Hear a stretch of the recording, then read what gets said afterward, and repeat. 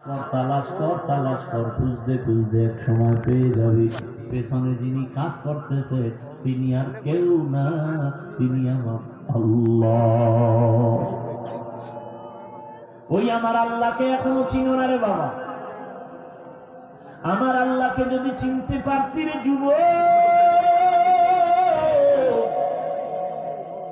গলায় চুরি লাগাইতি, দাড়ির মধ্যে অস্ত্র লাগাইতি না।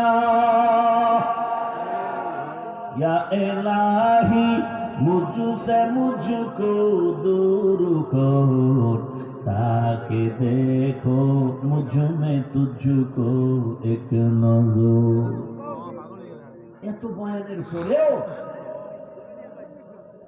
সুবহানাল্লাহ আলহামদুলিল্লাহ সব ঠিক, নামাজ নেই, চেহারাটা ভাল্লুকের মতো, চুলগুলো উল্লুকের মতো, সারা রাত মোবাইলে আকাম করতে করতে চেহারাটায় কোনো নূর নেই।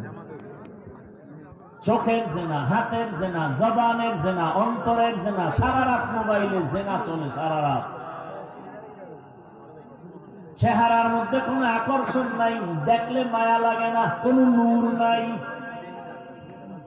কি যুবকরা মজা নিতেছ না? আমি তোমাকে মজা নেওয়ার জন্য বলছি, লজ্জা থাকলে হাসতা না, কানতা। যে লজ্জা শরম নাই এই জন্য হাসতেছ। একটা কুত্তার লজ্জা আছে, তোমার লজ্জা নাই।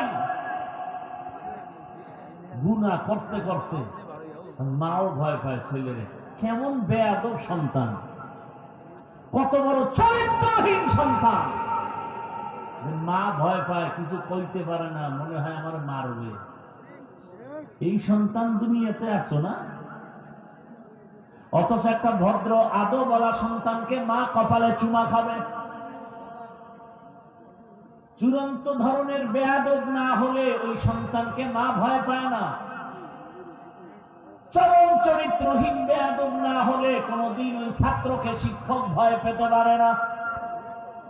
শিক্ষক তো ওই ছাত্রকে ভয় পায় যে ছাত্র চূড়ান্ত চরিত্রহীন বেয়াদব। মা বাবা ওই সন্তানকে ভয় করে যে সন্তান চরিত্রহীন বেয়াদব।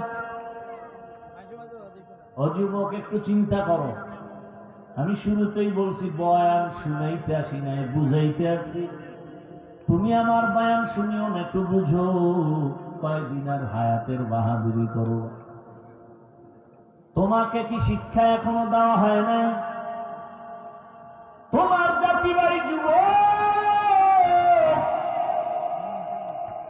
গোটা দুনিয়াটা জাগরণ তুলে গেল।